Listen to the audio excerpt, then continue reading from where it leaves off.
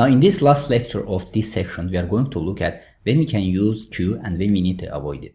So let's get started. So in case if we need FIFO functionality in our application, in this case we need to use queue. So FIFO means first in, first out. So for example, as I explained before, in case of call center or restaurants point sale systems, we are using FIFO functionality. This means that the first customer that comes will be served first. So that's why in such programs we have to use queue data structure. So you can easily see from here that the first element in this case is 1. So this one is inserted first. So this one will come out first from this queue over here.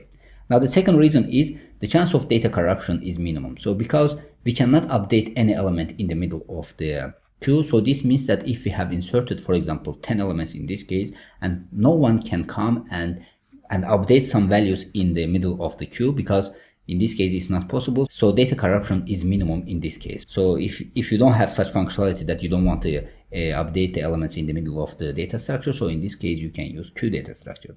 Now the problem with the queue data structure is random access is not possible. So for example, if I mistakenly insert one element over here, and after inserting some other elements, I identify that these 3, for example, should not be over here.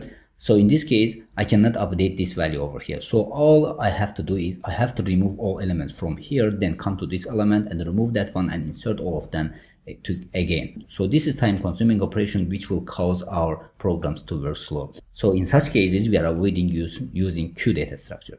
Now with this, we have come to the end of this section. So in this section, we have implemented queue data structure using array and linked list. So hopefully everything is clear about queue data structure. So see you in the next section.